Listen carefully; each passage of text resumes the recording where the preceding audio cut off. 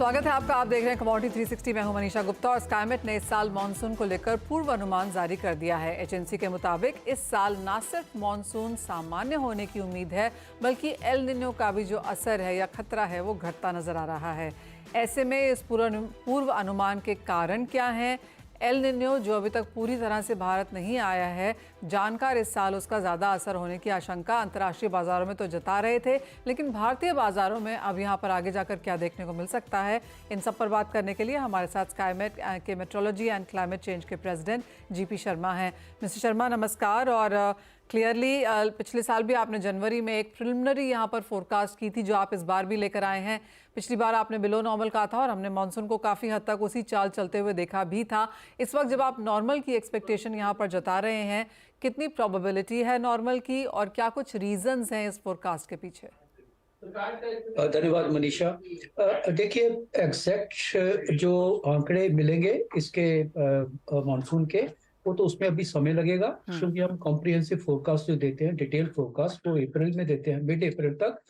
लेकिन शुरुआती जो आंकड़े हैं जो कि मानसून से संबंधित, चाहे वो इंडियन ओशन की बात करें, चाहे पैसिफिक ओशन की, प्रशांत महासागर की बात करें, उन सब में कुल मिला के इंडिकेशन ये है कि मानसून में सुधार होगा। जो कि पिछले साल लगभग स्थिति काफी बिगड़ गई थी कुछ दिनों तक, तो कुछ सुधार बेशक हुआ, लेकिन कुल मिला के बिलो नॉर्मल ही रहा था।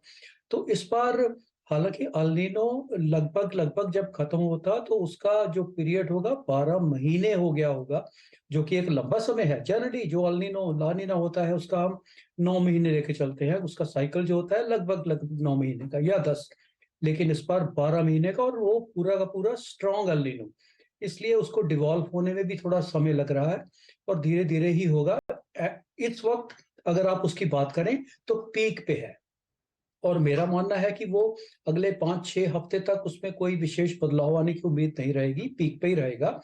हाँ, उसके बाद जैसे जैसे हम स्प्रिंग बैरियर की बात करते हैं या स्प्रिंग सीजन की बात करते हैं, उसमें उसमें कमी आ जाएगी, और मानसून शुरू होने से पहले पहले ही न्यूट्रल कंडीशंस में बदल जाएगा। और ऐसा भी मॉडल इंडिकेट कर रहे हैं कि जैसे जैसे मानसून आगे बढ़ेगा, हो सकता है उसके बाद ला नीना की स्थिति भी बन जाए, जो कि हाफ वे थ्रू के बाद ही बनेगी, उससे पहले नहीं बनेगी। जी, तो काफ़ी सारे पॉजिटिव्स हैं और जैसे आपने बताया रीजंस की ये जो फोरकास्ट है ये क्यों इस हिसाब से दी गई है। एक और चीज़ मिस्टर शर्मा, अगर हम नॉर्मल की डेफिनेशन भी देखें तो वो आप कहेंगे पिछले कुछ सालों में चेंज होती हुई नजर आई है? जी हाँ, वैसे तो आंकड़े हमेशा रिवाइज होते रहते हैं, किसी भी तरह के हों, चाहे जो भी क्लाइमेटोलॉजिकल नॉर्मल किसी शहर के हों, किसी देश के हों, किसी की तरह भी हो, लॉन्ग पीरियड एवरेज के हिसाब से ही वो डिसाइड किए जाते हैं, और मानसून की स्थिति भी ऐसे ही है। मानसून के आंकड़े लगभग जो पिछले कुछ सालों से हम लेके चल रहे हैं, 60 वर्ष के आंकड़े हैं, तो उसका एवरेज है। हालांकि मानसून का एक अपना साइकिल होता है। कभी कभी आप देखते हैं कि मानसून बहुत बार एक अच्छे साइकिल से गुजरता है, जिसमें कि आपको अच्छा मानसून, अबव नॉर्मल या नॉर्मल से ज्यादा देखने को मिलता है। हमने पिछले देखा है लगातार 3 साल मानसून, 4 साल मानसून अच्छा ही रहा है, या नॉर्मल या अबव नॉर्मल। इसलिए जरूरत जरूर रहती है कि मानसून के आंकड़े को भी थोड़ा रिवाइज किया जाए, उसको एक बार फिर से दोहराया जाए। और ऐसा ही किया जाता है लगभग जब 10 साल का समय हो जाता है, तो उसके पिछला 10 साल, पिछला डिकेड निकाल के अगले वाले 10 साल के आंकड़े उसमें दर्ज किए जाते हैं, और उसका फ्रेश जो है लॉन्ग पीरियड एवरेज, उसका आंकलन किया जाता है। उसके हिसाब से ही, अगर अभी याद हो तो कोई 10 साल पहले की बात करें तो 889 मिलीमीटर होता था, 889 मिलीमीटर मानसून सीजन का रेनफॉल, जो कि घटते घटते बीच में पहले भी रिवाइज हुआ है 3 साल पहले, और अभी जो लेटेस्ट रिवाइज जो 2022 में किया गया था उसके हिसाब से 868.6 868.6 मिलीमीटर की बारिश पूरे सीजन में ऐसा आंकड़े लगाए गए हैं। और जिसमें कि जुलाई और अगस्त वो तो कोर मानसून महीने हैं, जिसमें कि 60-65% तक की जो सीजनल बारिश है उन 2 महीनों में ही उसको होती है। जी, मिस्टर शर्मा, ऑफ कोर्स काफ़ी पॉजिटिव रहेगा एक नॉर्मल मानसून यहाँ पर देखना और उसकी फोरकास्ट भी होना, बिकॉज इन्फ्लेशन को लेकर सरकार की चिंताएं काफ़ी रही हैं और ये साल इम्पोर्टेंट है क्योंकि इलेक्शन का साल भी है, तो क्लियरली एक बहुत बड़ी पॉजिटिव खबर आपकी तरफ से आती हुई। जो इम्पोर्टेंट चीज़ें होती हैं, जैसे कि कहा जाता है devil is in the details, तो वो क्लियरली इसमें होगा कि किस तरह का मानसून स्प्रेड हम देखते हैं। जैसे आपने कहा जुलाई अगस्त के महीने ज़्यादा इंपॉर्टेंट है, तो क्या हम नॉर्मल मानसून वहाँ भी एक्सपेक्ट कर रहे हैं? आई नो अभी इनिशियल ही है, अप्रैल में आप अपनी एक ऑफिशियल यहाँ पर लेकर आएंगे फोरकास्ट, लेकिन जो इनिशियल रुझान है वहाँ से क्या प्रतीत होता है?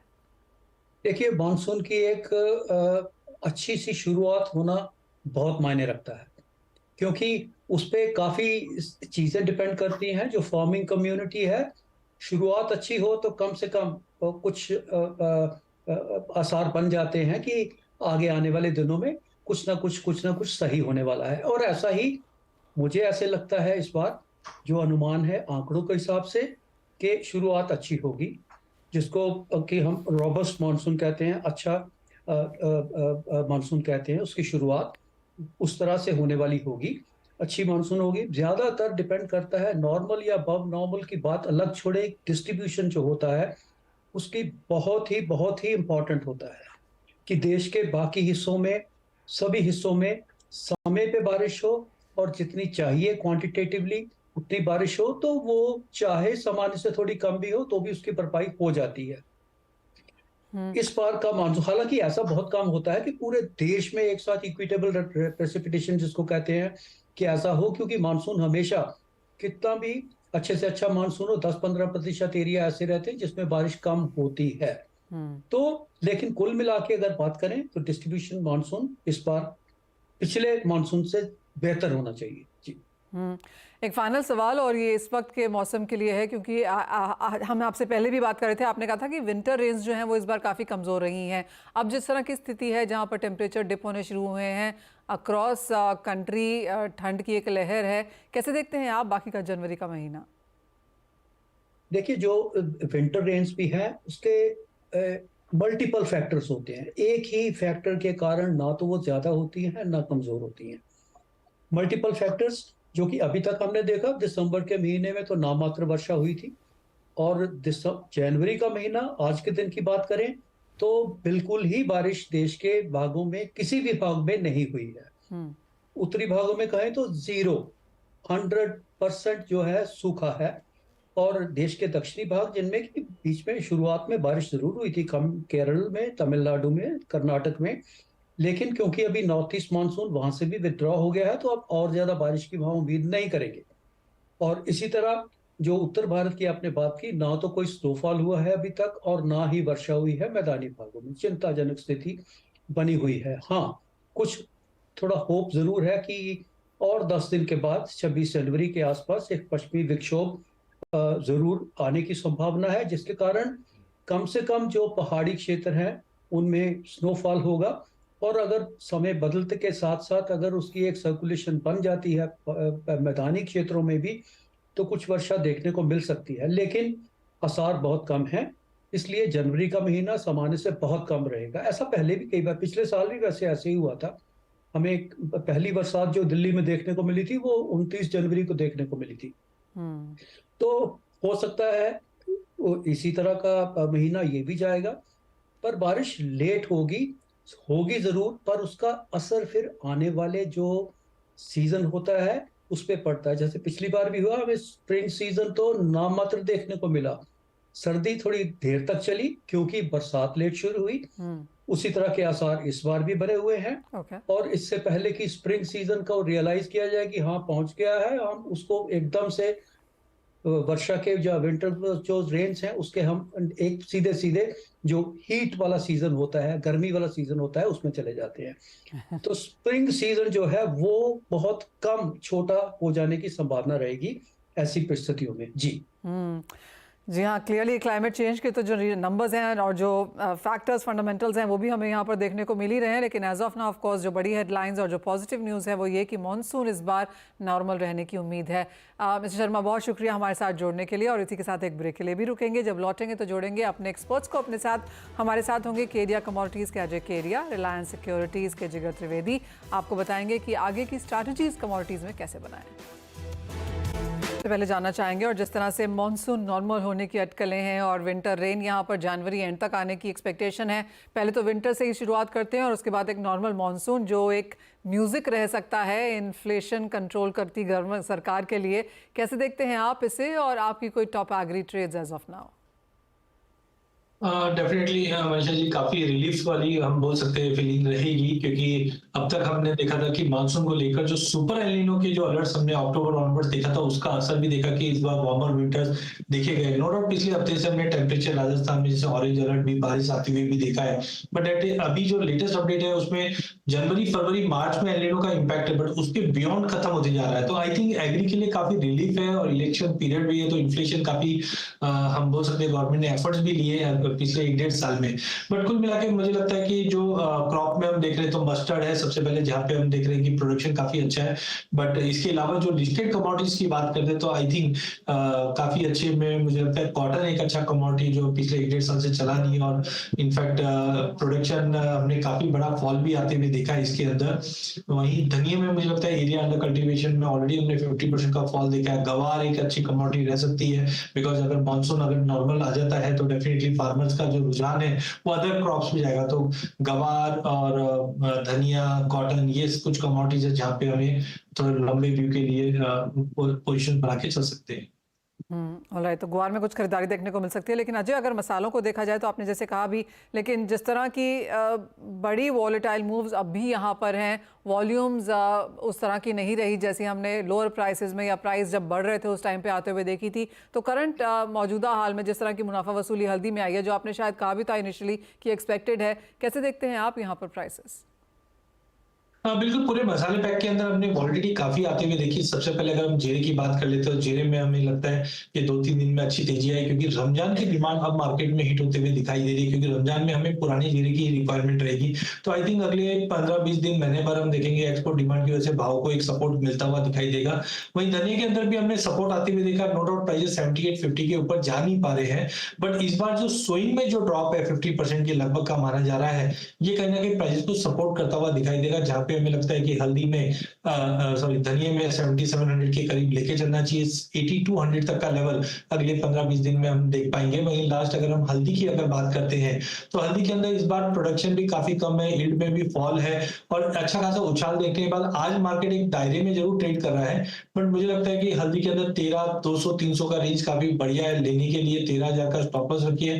14,200 से 14,400 तक के लेवल अगले हफ्ते भर में देखने मिल जाएंगे, जिस ढंग से हम देख रहे हैं कि संक्रांति के ऑनवर्ड्स डिमांड में भी इंप्रूवमेंट आती है। इनफैक्ट 22 जनवरी को हम शादियां भी काफी देख रहे हैं, तो हरेका इंडस्ट्री की भी डिमांड अच्छी रहने की उम्मीद है जो जनवरी फरवरी में रहेगी। तो कुल मिला के मसालों के अंदर बाय ऑन ड्रॉप की रणनीति बना के ट्रेड करना चाहिए। अजय, जैसे आपने अभी कहा, बहुत सारे लोग सभी कुछ यहाँ पर 22 जनवरी को करना चाहते हैं, फिर चाहे वो शादियां हैं, चाहे वो बच्चे बॉर्न हो रहे हैं, लोग नए नए जो कारें हैं उनकी शुरुआत यहाँ पे कर रहे हैं, तो ऑब्वियसली होरेका की डिमांड यहाँ पर काफ़ी स्ट्रांग रहने की उम्मीद भी है। लेकिन अगर नॉन एग्री की बात की जाए तो यहाँ पर जिस तरह से US फेड ऑफिशियल्स की तरफ से स्टेटमेंट्स आई, आज ऑफकोर्स चाइना की तरफ से काफ़ी सारा डेटा भी आया जो काइंड ऑफ मिक्सड रहा, लेकिन ओवरऑल जिस तरह की गिरावट हमने इक्विटी मार्केट्स में देखी है, जिगर अगर मेटल्स को देखें, बेस मेटल प्राइसेस को यहाँ पर देखें, किस तरह के क्यूज आप यहाँ पर बनता हुआ दिख रहे हैं? Good evening Manisha. आपने जैसा कि बताया कि चाइना का आज डेटा आया था। आई थिंक जीडीपी डेटा जो था वो काफी डिसअपॉइंटिंग था, लेकिन अगर हम retail sales numbers, fixed income investments या इंडस्ट्रियल प्रोडक्शन नंबर्स देखें, that was quite on a positive side. लेकिन मार्केट का जो रुझान था, फोकस था, वो एक्चुअली जीडीपी पे था। मार्केट को डिसअपॉइंट किया है clearly, it seems, from the base metal prices. And more over dollar index में हमने रैली भी देख ली है, it's trading around 103.4, 103.5। Base metals में ओवरऑल सेंटीमेंट अभी भी बेरिश ही है। ये साल की शुरुआत से अगर हम डेटा देख ले, even manufacturing PMI of China, Japan, US, eurozone, कोई भी एडवांस कंट्री ले लीजिए, उनके जीडीपी, उनके मैन्युफैक्चरिंग पीएमआई नंबर्स इतने अच्छे नहीं आए थे। So I think overall sentiment अभी भी बेस मेटल्स में बेरिश ही है। हाँ, इवनिंग सेशन में यूएस से रिटेल सेल्स है, इंडस्ट्रियल प्रोडक्शन, बिजनेस इन्वेंटरीज के नंबर्स भी है, so dollar is going to be volatile. लेकिन ओवरऑल सेंटीमेंट बेस मेटल्स में नेगेटिव रहेगा। From Reliance Securities, our pick is copper January contract अगर 714 के आसपास मिलता है करंट लेवल पे ही बिग वाली करके चल सकते हैं। 717 का स्टॉप लॉस, 707 के टारगेट के लिए यहाँ पे शॉर्ट करना एडवाइजेबल। ऑलराइट, कुछ मुनाफा वसूली और बेरिश ट्रेंड्स यहाँ पर जारी रह सकते हैं। सोने चांदी में क्या क्यों है? क्योंकि डॉलर की जो स्ट्रेंथ है, बॉन्ड यील्ड्स में जो हमने बढ़त आते हुए देखी, उसका सीधा इम्पैक्ट यहाँ पर सोने चांदी में आया और भावा में मुनाफा वसूली है। काफ़ी हद तक जिगर आप कहेंगे कि इस बार जिस तरह से मिडल ईस्ट की टेंशंस हैं, उसका कोई बहुत बड़ा सेफ हेवन बाइंग ना तो सोने चांदी में आया, ना ही उसका कोई बहुत बड़ा सेंटिमेंटल इम्पैक्ट हमने क्रूड में आता हुआ देखा। Correct correct. अगर हम गोल्ड एंड सिल्वर की बात करें, एसपीडीआर गोल्ड ईटीएफ अगर वॉर प्रीमियम मार्केट में होता तो एसपीडीआर गोल्ड ईटीएफ में बाइंग होता, ना कि लिक्विडेशन जो आजकल हो रहा है। So I think gold and silver में भी इंट्राडे के लिए आउटलुक बेरिश ही है। Dollar has rallied continuously. 10 year bond yield comfortably 4% के ऊपर ट्रेड कर रहा है। क्रिस्टोफर वॉलर के कल एफओएमसी मेंबर्स जो है, जो हॉकिश स्टेटमेंट्स आए हैं। 30th एंड 31st जनवरी को जो इंटरेस्ट रेट की मॉनेटरी पॉलिसी है, स्टेटस को, बट 67% प्रोबेबिलिटी है कि मार्च में शायद वो कट कर सकते हैं। एंड मुझे लग रहा है 2020 के नीचे अगर कॉमेक्स गोल्ड जाता है, 1975 का यहाँ पे एक सपोर्ट है। ओवरऑल आउटलुक यहाँ बुलियन में भी बेरिश ही है, लेकिन इवनिंग सेशन के लिए अगर यहाँ पे ट्रेड लेना है, I am quite comfortable going short in silver. Silver मुझे लग रहा है one can go short at current levels around 71,750 मार्च वाइदा। 71,000 के लिए यहाँ शॉर्ट करके चल सकते हैं 72,000 के स्टॉप लॉस के साथ। राइट। और एनर्जी में क्या व्यू है आपका अजय? कैसे देखते हैं आप यहाँ पर प्राइसेस जिस तरह की मुनाफा वसूली जारी है, हर अपटिक पे बिकवाली है, क्या ये ट्रेंड जारी रहेगा? बिल्कुल, अगर कच्चे तेल की बात करें तो डेफिनेटली जो चाइना के नंबर्स है वो क्रूड को बिल्कुल पसंद नहीं आए और हमने काफी अच्छा फॉल देखा है। लेकिन जैसे मैंने पहले भी कहा था कि 5800 से 6200, 5800 से 6200 का एक ब्रॉडर रेंज बन चुका है। जिस ढंग से जियोपॉलिटिकल कंसर्न्स अभी भी बढ़ रहा है और जो यहूदीज की अटैक्स है, ये कहीं ना कहीं जो शिपमेंट्स है उसको डिले कर रहे हैं 14-15 डेज का, जो सप्लाई कंसर्न दिखा सकता है। तो आई थिंक आज डेफिनेटली प्राइसेस में गिरावट है, जो 5850 से 5820 तक का लेवल दिखा सकता है। बट मुझे लगता है कि 5800 के करीब आता है तो वहां से वापस बाइंग अपॉर्चुनिटी बनती हुई दिखाई देगी। वहीं नेचुरल गैस की अगर हम बात करते हैं तो रिसेंटली हमने देखा कि जो पोलर वॉर्टेक्स के चलते डिमांड में इंप्रूवमेंट देखी गई थी, जिसके चलते हमने 270 का लेवल नेचुरल गैस में जाते हुए देखा था। बट 18 और 20 जनवरी के बाद हम देखेंगे वार्मर वेदर की अपडेट्स आने चालू हो चुके हैं, जो फरवरी में भी काफी वार्म वेदर रहेगा। इनफैक्ट 2024 के अंदर यूरोप में जो इन्वेंट्री लेवल है वो अगले साल के लिए भी 50% हायर रहने की उम्मीद है। तो मुझे लगता है कि नेचुरल गैस में एक और बड़ा फॉल कंटिन्यू मिल सकता है। टेक्निकली कल की इन्वेंट्री को देख के मे बी 240 तक का अगर जंप मिलता है तो बेच के चलिए। ओवरऑल मुझे लगता है जनवरी वायदा 215 तक का लेवल दिखा सकता है। तो कच्चे तेल में तो बाउंस एक्सपेक्टेड है जियोपॉलिटिकल को देखते हुए, लेकिन नेचुरल गैस में मुझे लगता है सैलोन रैली की ही रणनीति बना के ट्रेड करना चाहिए। राइट, तो व्यूज हैं यहाँ पर एग्री और नॉन एग्री स्पेस में। ऑफ कोर्स काफ़ी सारे फंडामेंटल्स हैं, वॉर से लेकर वेदर आपको वॉच करना है जब आप कमोडिटीज़ में यहाँ पर कारोबार कर रहे हैं, और वो स्ट्रैटेजीज ऑफ कोर्स आपके सामने। बहुत शुक्रिया जिगर, अजय, आप दोनों का ही समय निकालने के लिए। एक ब्रेक का वक्त है, लौटेंगे तो लेकर आएंगे आवाज़ समाचार।